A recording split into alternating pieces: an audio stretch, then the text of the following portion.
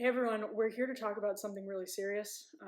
Kelsey Bolar of the Independent Women's Forum, also a contributor to the Federalist, is joining us. Kelsey, keeping up with the Kardashians, it's over. It's a somber day, Emily. I'm someone who grew up with the Kardashians, grew up keeping up with the Kardashians. Yeah.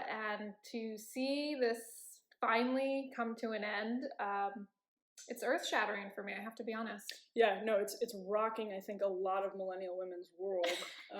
After 20 seasons and more than 10 years, Keeping Up with the Kardashians is coming to a close. I think a lot of people actually expected the show never to end, because what incentive did they have to end it? Essentially, they were able to just continue filming their lives, he continued to pay them, and they had gotten in this routine of, after 10 years of just having cameras around them for a certain time of the year. So why stop it? Why do you think they pulled the plug? There are a lot of rumors swirling. There's a lot of speculation, but why do you think they decided to end?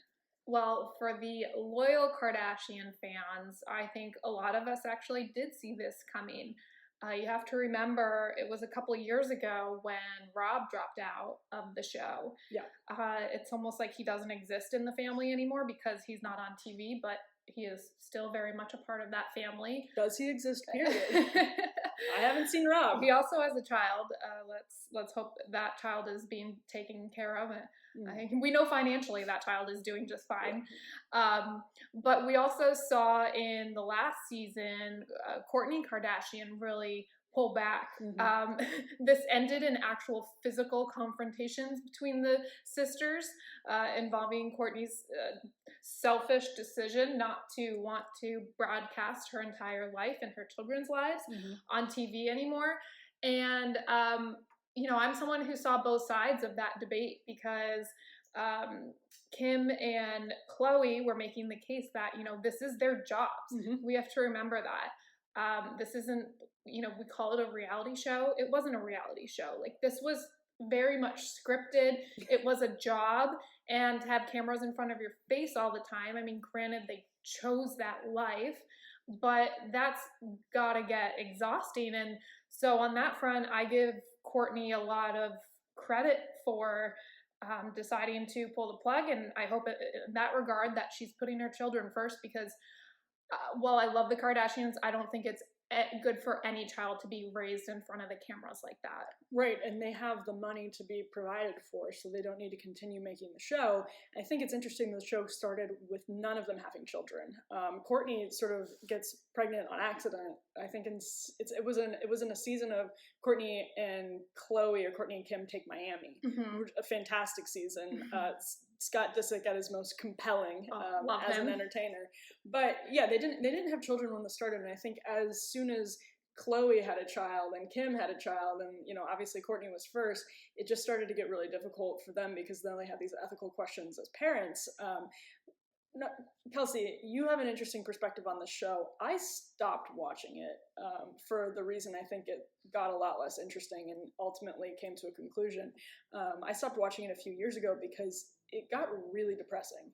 And not every episode of the show was sad, but it's such a stark contrast with the early seasons of Keeping Up with the Kardashians, which were a family in close confines, really warm aesthetic. They had Williams-Sonoma around their kitchen, and they were always, it always felt like the house was too small for them, and the family was just a big family in a normal house, relatively normal house. And at the time, Bruce Jenner was sort of the hapless patriarch, and there was a relatable dynamic. There was a warmth to the show.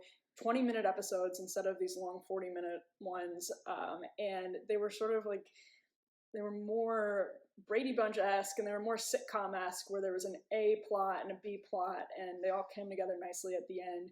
Why do you think the show changed? I mean, look, they were teenagers really when they started this show, and they grew into these super successful businesswomen. I think we do have to give them credit. They're reality stars, but they've grown in an empire out of this show. And, there's been plenty of reality stars that we've seen come and go. Not many have been able to create the empire that they have. And while I'm out here, saying very nice things about the Kardashians, I want to acknowledge there's a lot I don't like about them. There's a lot of influence that they have I don't appreciate. I think they can be very superficial.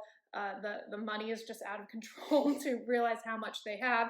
There was an entire episode that was basically a 40-minute commercial for Planned Parenthood when Chloe went and visited Planned Parenthood. But on that front, this is, even though Kanye West was hardly in the show, they're also free thinkers, and so many reality shows are trying to shove politics down our throat. There are very few episodes I can think of besides that Planned Parenthood one where it was polarizing in that regard. But do you remember the early episode where Bruce Jenner at the time wants the family to have a gun in the house? Yes. I mean, they actually used to have, or like when Bruce is taken on a shopping spree by a clearly gay personal shopper, and there's like this level of discomfort, they actually used to really confront some of these cultural things from a more traditionalist perspective. Right, and you can probably remember when Bruce Jenner transitioned. Yeah. I don't think we saw the true, real situation play out, but specifically with the two younger daughters, Kendall and Kylie, you could see how huge of an impact this was having on them and their struggle. And I think, the media tries to paint these gender transitions as, all rainbows and butterflies. And in that regard, you did see it's like all of a sudden these two girls that the entire country, if not world, grew up watching are supposed to stop calling him dad. Like that, how weird is that? And so, it wasn't all reality, but there were very real moments. And one of the reasons why I loved them from start to finish, and I'd say one thing that remained consistent throughout the seasons when so much changed, is their loyalty to one another. Of course, they had fights, some of them very serious, but family loyalty is something I really admire. It's something I want in my family. And there's no way any of them could have been as successful as they are had they not had each other's backs as much as they did. And in that regard, I think that's a good portrayal for our generation to be watching. And another thing that I love about the Kardashians is they made having big families so fun. Yeah. Although they did that Planned Parenthood commercial, I would say in all, the Kardashians is more of a pro-life and pro-family commercial, because although they are a very quote-unquote modern family with a lot that has happened, children outside of marriages and so forth, Kourtney could have gotten an abortion. Oh, yeah. They clearly love children. They love babies. They chose life when they didn't have to. And in that regard, growing up, it's part of the reason I want a big family, because they make it so fun. They're so entertaining. There's always someone to pull pranks on. The Kardashians, one of my favorite things about the show is they just pull epic pranks on one Crane. another. Yes. Chris, it's me. It's Todd Crane. It's so funny, right? Well, now Kelsey's future children, the future brothers and sisters that you provide to your adorable child, should know that they owe their existence to keeping up with the Kardashians. Maybe I didn't want to say that. But you know what? I think... No, they had a lot of fun. They really did make a big family. They did, and I think everything in our culture besides the Kardashians was telling me, as a woman who, was enjoying her career, to put my career first, to put family on the back burner, and then when I am ready to have family, push it off as long as possible and only have 1 or 2 kids. And then I look at this fun, massive family, and I thought, no, that's what I want. I don't want everything that, our culture was telling me. Yeah, and I think you're making a really important point when we look back and we reflect on the legacy of the Kardashians, which certainly will not end with the show. It is not over. I guarantee you there will be a spinoff coming, another spinoff coming. But there is very much an argument to be made that they made positive contributions to the culture that contradicted the leftist dominance. And some of this is more subtle. So like some of it is as subtle as having a big family. Some of it is as subtle as Kylie choosing life, I thought was an incredible moment in the culture, that here's a woman as her career is just taking off, who is excited to be a young mother. Yeah, she didn't even choose life. She embraced it. Right. No, absolutely. And Chloe, although she was, not always in a stable relationship, let alone a marriage, was eagerly pursuing children.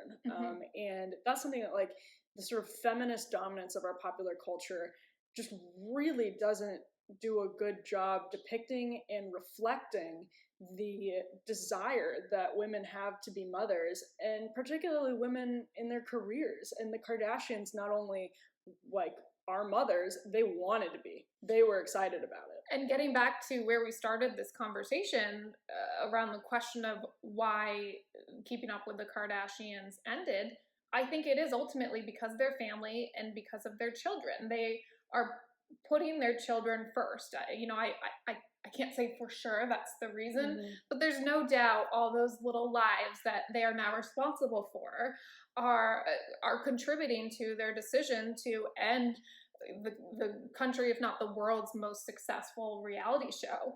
And honestly, as much as I was entertained by the Kardashians, I applaud that decision. I think, again, I don't think raising children in front of cameras is healthy. I already do worry about those children growing up around that kind of money and fame.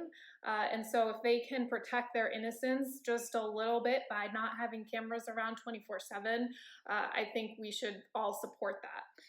I think the children are a beautiful silver lining to their larger arc, which is sad in my opinion, because they started out as this family that they ran a boutique together. The sisters and Chris ran a boutique together.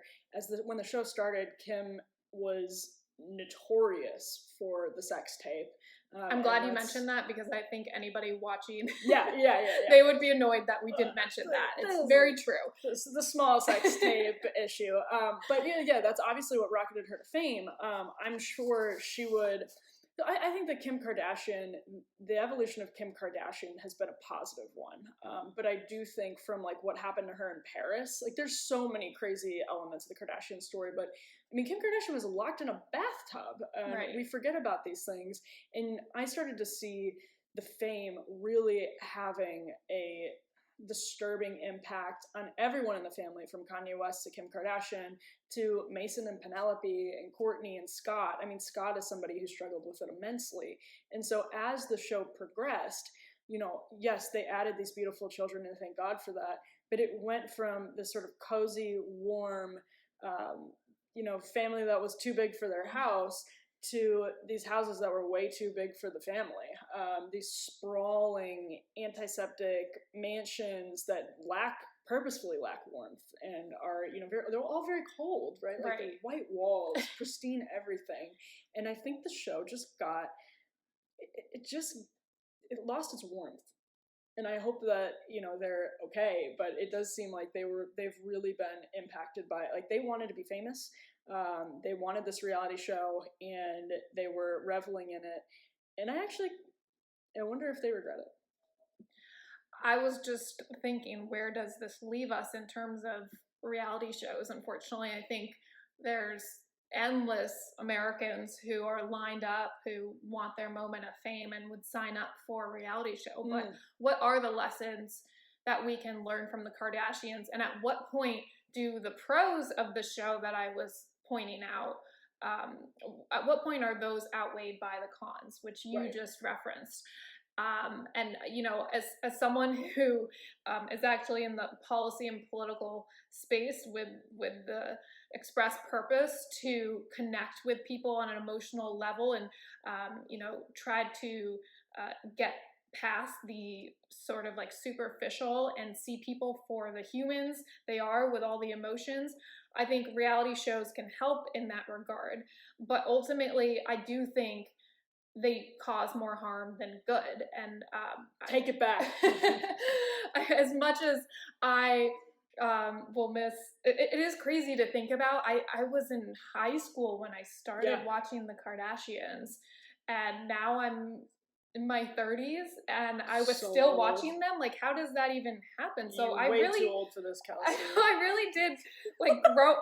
You want to hear something embarrassing that I shouldn't admit that I Yes. will? I have had dreams Oh, of meeting Kim and Oh, no. Chloe, and I don't know why it's always Kim and Chloe, but like they actually. Courtney's the best. I know she is. They actually bought a really nice house in DC, and like I was walking through a back alley and ran into them, and every time I meet them, we end up being friends. Dream readers, you can go ahead and analyze that. I don't know if I want to hear what that says about myself, that I am having dreams about the Kardashians, but that's probably another reason why it's good that the show has wrapped. Wow. I'm so glad you shared that. And I really hope that there are some psychiatrists or psychologists tuned in who can maybe provide Kelsey with the help that she so clearly needs. To wrap things up, I want to go back to the point that you were making last, is that this show predates Instagram. This show predates really most of like the social media culture as we know it today. And what's interesting is that the Kardashians adapted to that and are major influencers on Instagram and on social media. I mean, they have like, Courtney, of course, is the mogul behind Poosh, Poosh. but they have these, like, they get paid incredible amounts of money for like single posts on their Instagrams, and they've really sort of come with the culture through its social media revolution. And reality TV in so many ways is similar to influencer culture, where there's a pretense of reality that is actually, not really all that real. It's very calculated, and that's what influencer culture is like. So it's interesting to wonder whether reality television culture influenced the rise of influencer the culture. influencers. Yeah, absolutely. And I have to criticize the Kardashians for their social media feeds. I actually, is someone who watches the show, I don't follow them on social media because I think they are very unhealthy in that regard, because they Photoshop most of their pictures as if, all the money they have for trainers and the perfect spread of like diet food that they have in their kitchens and perfectly the salads. Yeah, their salads. Yeah. They actually, I do love, they were like always eating on the show. Yeah. But it was always salad and like always healthy foods. Yeah. But yeah, on their, despite having all the money in the world to basically buy these amazing figures, God bless them with some of that, but a lot of that is because of the clothes and the food and lack thereof food and so forth. So it really bothers me that they are not more honest on social media, that they Photoshop their pictures. I think as women who have that type of platform, they need to be more real. I'm asking the reality stars to be more real, but as a mom, I don't want my daughter consuming these fake images. Really, they're fake. And I also, so I don't follow them for that reason. And then another reason I don't follow them is because of the whole influencers culture. I actually, for a brief stint, worked in the lifestyle beauty world, and I saw how PR, representatives would approach you, and it's all transactional. If they're endorsing products, it's not real. And so, do I want my Instagram feed filled with a bunch of fake women selling fake products that they don't really consume? No. And so I don't appreciate the Kardashians on that front, to end on a negative note. No, I actually unfollowed. I think Courtney was the only one I ever followed, and I unfollowed her on Instagram because it's like, this is so she's like all fake. natural, but nobody can afford the crap that she consumes and the lotion she puts on. Like it's also overproduced, though. Right. Like, I don't like the reason that you were compelling to viewers is because you were, at least the pretense was there that you weren't being overproduced. This was like, there was some element of reality to this, and there's none of that on their social media at all. Except for when, what did Kim tweet that one time? Kim's had some pretty hilarious tweets that were clearly not like run past a publicist. Well, Twitter's better because it's not filled with pictures all the time, and Kim has also been real. In some cases in regard to Kanye, and I actually really do appreciate that, and I think she can make a difference in the way we talk about mental illness in using her platform to ask for more compassion for her husband. Yeah, no, I agree with that. And I think, they have, at the end of the day, they broadcast some moments that clearly there were no scripts that could have produced what we saw. Right. They have put some really organic stuff out there and brave stuff out there.